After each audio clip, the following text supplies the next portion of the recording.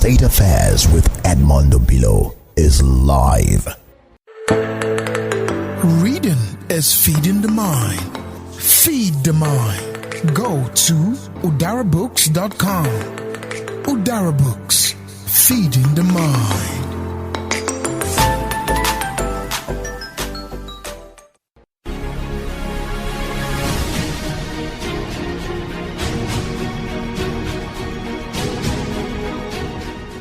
Senator Adeyeye, now, let's come to the crux of the matter.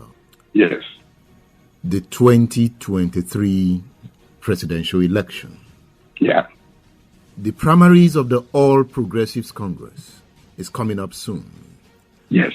Going through a rejoinder that you wrote recently, you said, my basic thesis is that if the establishment does not want you, you can never win the presidency.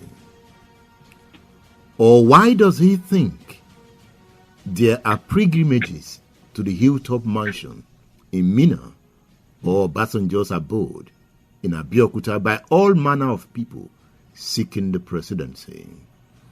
The point you are making here is that the class of 1966 is not ready to commit class suicide by supporting the presidential ambition of Bola Tinubu.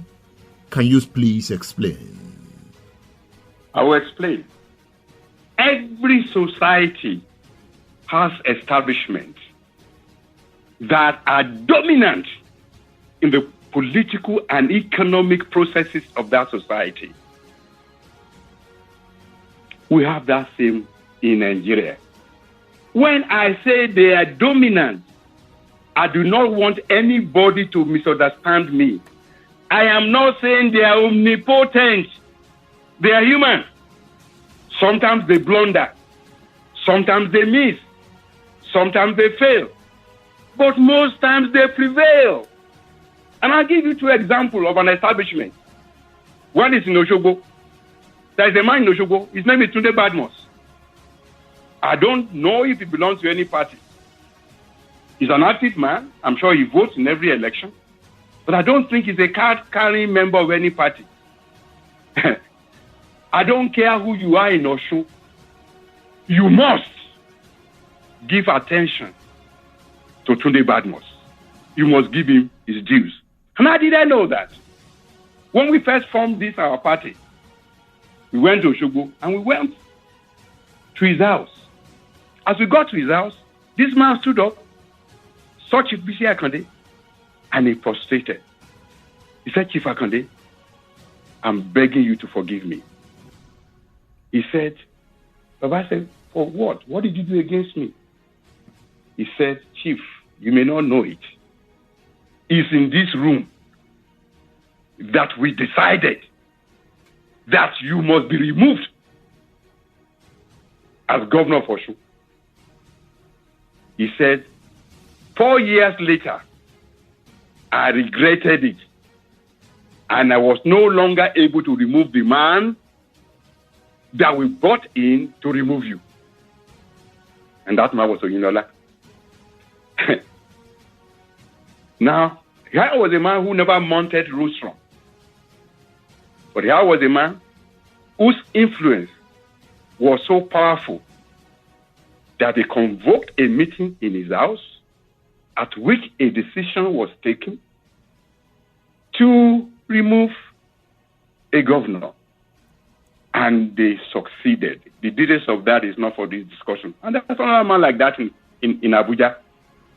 Most people don't know him. I saw his name recently, that they gave a sum of 200 million naira to Governor Soludo of Anambra. His name is Ato Eze. Obviously a very wealthy man. Ato Eze is a phenomenal influencer of process. When the tussle was going on between Lawan and Sharaki in the 8th Senate, plenty of money went to Charaki's camp from Ato Eze. Plenty of money went to Lawan from Ato Eze. As we were living at Oyede's house, I was in Lawan's house. I was in Lawan's camp. As we were living at Oyede's house, a man called me. He said, "Look, I know you. I know you are a man who says the truth. He said, you people are just wasting your time." I said, "Why?" He said, "Sharaki is going to win." He said, "This morning you just got here." He said, "Sharaki got more than that." I shook my head. But that's the way it goes. Who would have known that a man who does not attend APC or PDP or any caucus of politics is such a financier of the process? So what I call the establishment is bigger than the class of 96. The establishment, if I could define it, is actually a confluence of military and civilian overlords who have established a structure of largesse, of reward, a structure by which they control the political and economic process. If you play with them, it's at your own peril. But they are not God. Sometimes they fail. Obasanjo wanted to have third term. Of course, it was creating a conflict within the class structure. He failed. The point is, they don't want Tinubu. But I'm not saying Tinubu cannot win against them. You have to bear in mind that it's one thing for Tinubu to win the nomination of my party. It's another thing to win the election. In fact, if they want to disgrace him, they can let him win the nomination of the party. Then they wait for him at the election. I was in the meeting where Bola was boasting one day about what he did to make sure that Jonathan became president. And he probably thought that some of us don't know all the stories. I've sat down with Ben Bruce Murray, and I've had different versions of that story. And the truth is, nobody should play God. Because if you play God, ultimately, the Muslims say Allahu Akbar. People will say God is great, God is greatest. If you know the meaning of Allahu Akbar, I'm not Muslim, but if you know the meaning of Allahu Akbar, what it means is that God is great in the absolute. He has no comparison. He's infinitely great, such that nobody plays him and get away with it. So who is playing God here? Is it Tinubu? All politicians tend to play God. Yes, Tinubu sometimes play God. And we saw it recently when he summoned, they had a meeting of APC stakeholders. At that meeting, he announced those who will get a ticket already, said the rest of you go and contest. And they asked people to ask questions. In the process, Obani Koro Musliu raised up his hand. He was summoned by the MC to come to the stage. Right there, Tinubu cut him short and disgraced him, took the microphone from him, and insisted that he should be walked out of the hall. Well, honestly, if I was Obani Koro, I would not have gone out. I would let him kill me publicly. I would let him shed my blood publicly. Obani Koro is from the establishment of Lagos. He's from royalty in Lagos. Obani Koro was commissioner. Obani Koro was senator. Obani Koro was ambassador. Obani Koro was minister. And you summon him publicly and you give him such a public disgrace? Worst of all, in the presence of his son. Abba. Anyway, so it's not Tinubu alone. All the Nigerian governors play God. I mean, even the way you see the way they run the states. And you know, I always laugh at them. One of the most brilliant men to ever become governors in Nigeria is Shekarau of Kano. He left the place.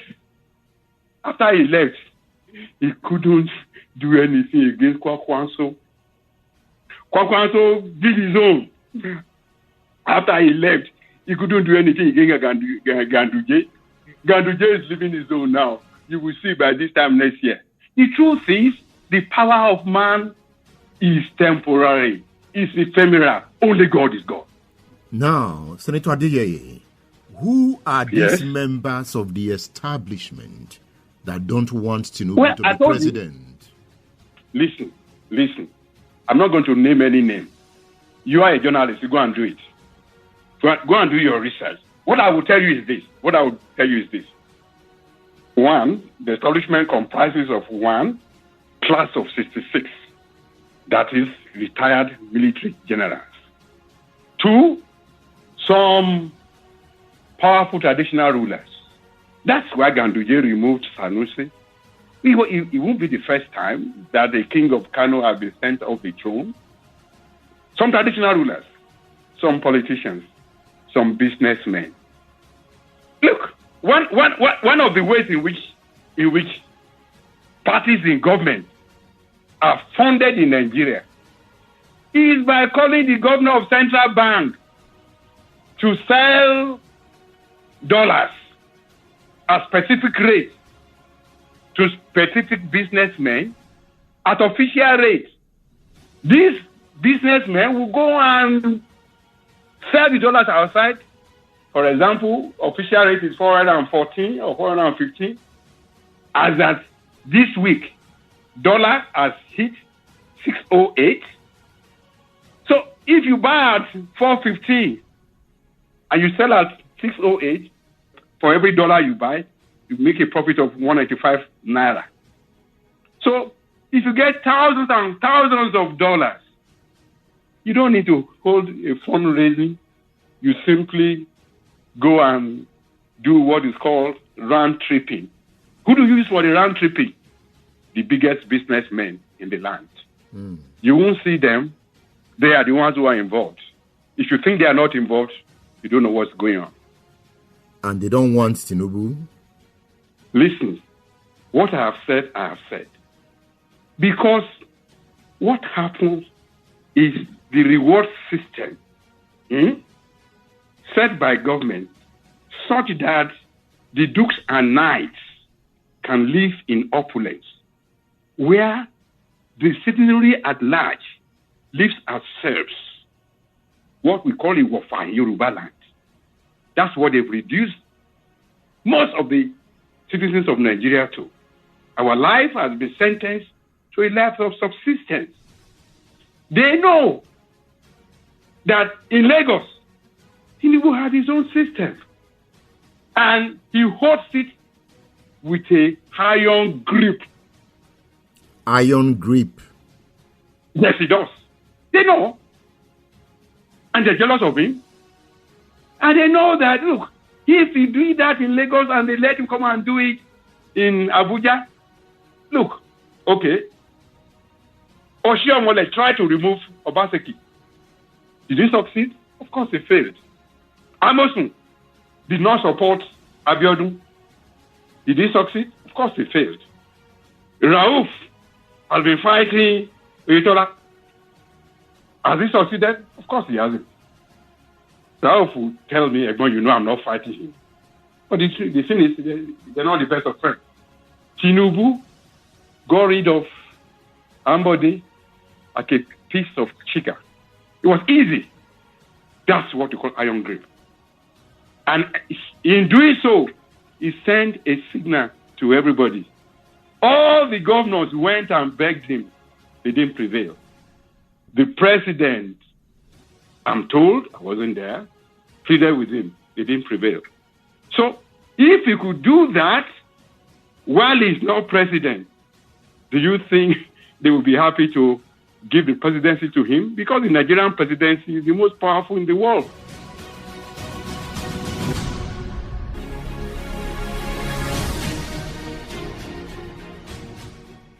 State Affairs with Edmund Obilo is live.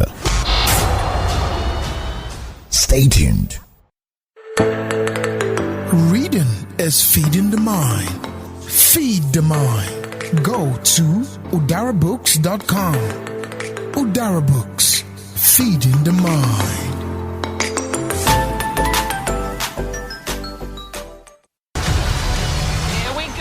State Affairs with Edmund Obilo is live. Stay tuned.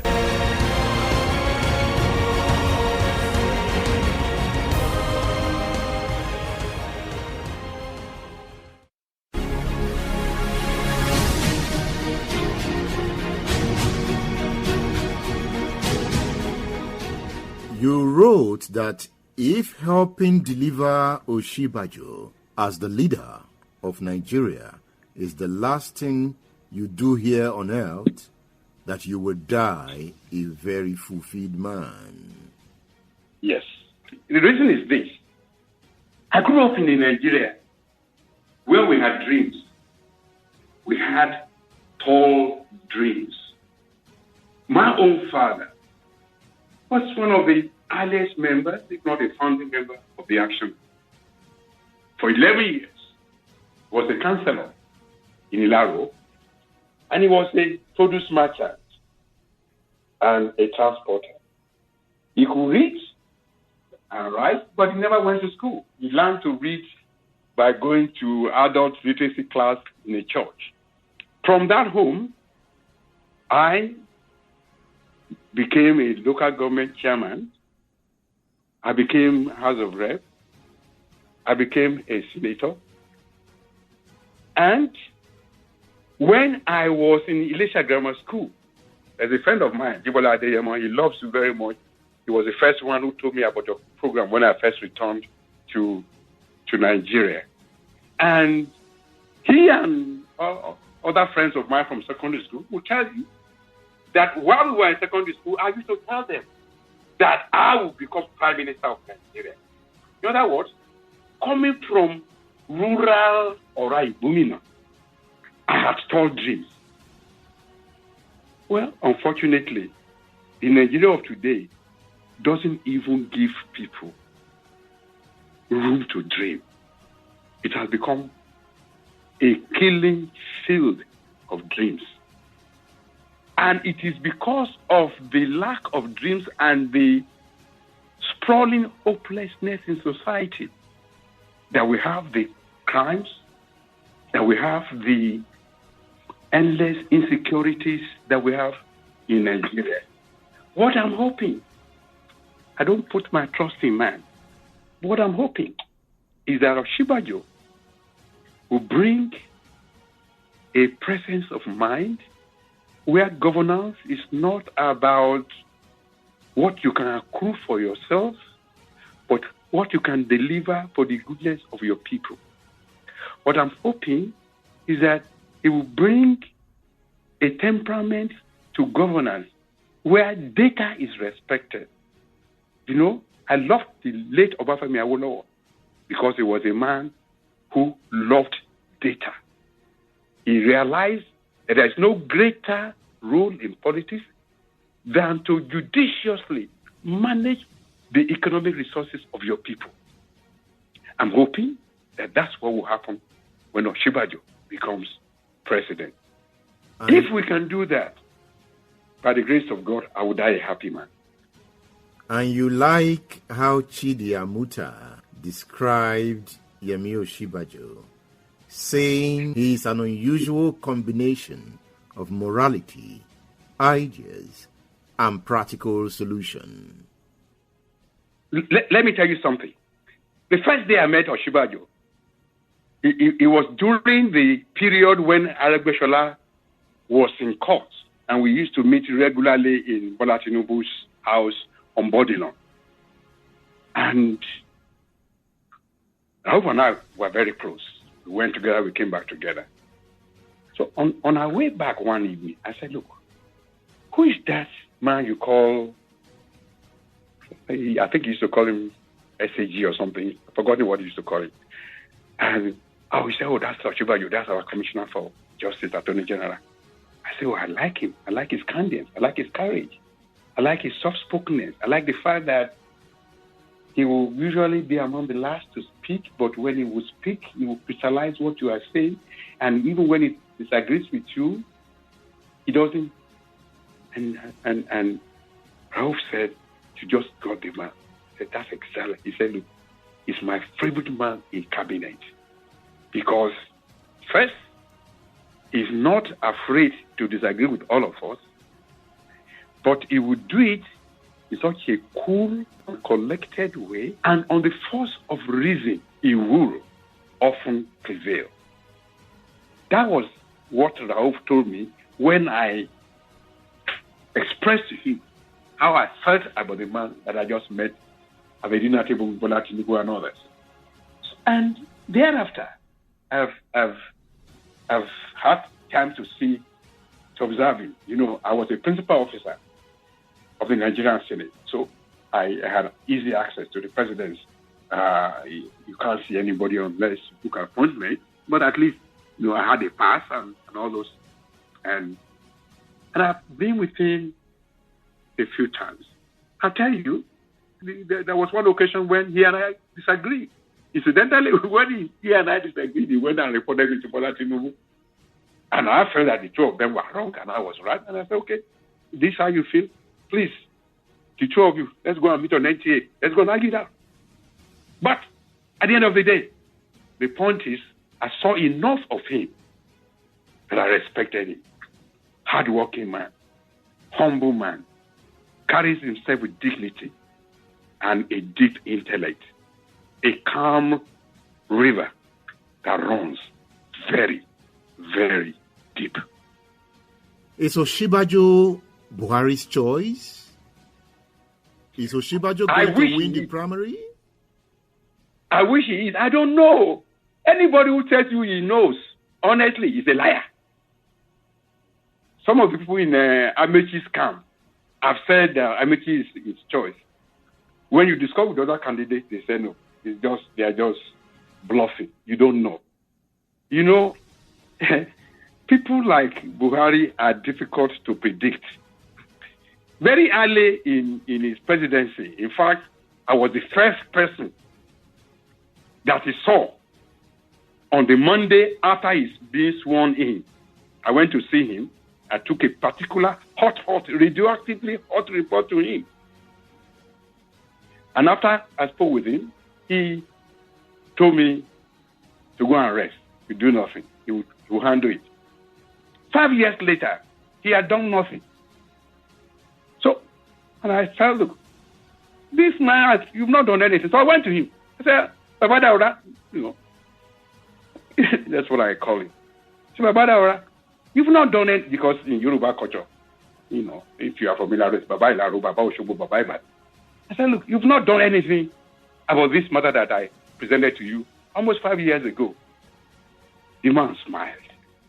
I said, look, and when I was leaving you, you said I should tell no one and I should trust you, you will handle it. But you've not handled it. The man smiled. He said, Prof, you don't know how much you have helped your country. He said, because you came to me with a story of 3 billion that was stolen by 3 people. He said, in the course of investigating it, we found out that it was chicken feed, chicken change. They discovered one person who took 72 billion. He said, at that point, the 3 billion could no longer be the focus of the investigation. And then he told me what they've done and all the rest, and why one particular person, even if he has to die in prison, let him die in prison. At that point, I realized that while I thought the man was doing nothing, he had done far more than I even anticipated or expected. You said that Bola Tinubu has proven to be gaffer-prone and certainly unhealthy. Senator Adeyeye, unhealthy. How? Number one, when he speaks twice on the campaign trail, he has lost his train of thought. People think that being unhealthy has to do more with physical debilitation. People who are worried about the tremors in the hands of Bola Tinubu, that doesn't worry me at all. Having tremors is one of the signs of Parkinson's disease, but it's not the worst sign of Parkinson's disease. There are other manifestations of Parkinson's disease. So that he has tremors in the hand, honestly, is no big, for me, it's no big deal. That was the time people say, oh, yeah, he urinated or he didn't urinate. honestly. For me, that's no big deal. Once you pass the age of 50 for a black man, you begin to have issues with prostate. Prostate problem is to a black man what fibroid problem is to a black woman. I had prostate problem. My father died of prostate problem. He died at 1994. I don't pray to live to age 94. Frankly, living to 94 in a country without light and water and all those things, you overstaying your ban. But I won't kill myself. Let God take me when He wants. The point I'm saying is, I had prostate issue. When I had my prostate problem, for 3 months, I wore diapers. It took 3 months before I became continent again in my urination. In fact, my wife and I were walking in the streets of Spain, and I wanted to urinate, and I couldn't control it. I was so filled with shame. It's no big deal. Today, I don't have the issue again. I've dealt with my prostate. Bob Dole, majority leader of the U.S. Senate, for decades, wore diapers. It's only in Nigeria that we create taboos about this thing. So if Tinubu had that, it's no issue. The issue is, once you begin to lose your train of thought, once you begin to have the physical strength, honestly, the job of a president is a very, very tough one. People say, why did you say that when Buhari was running? Well, first, we didn't know that Buhari was going to be this weak, physically. But having gone through what we went through with Buhari, a reasonable society would say, that is, you can't say fire burnt your hand or your finger by error twice. It's because you were stupid enough to stay near the fire. Are you among those who insist that the presidency must come south come 2023? I would prefer that the presidency comes south, only because the psyche of the country right now is extremely fragile.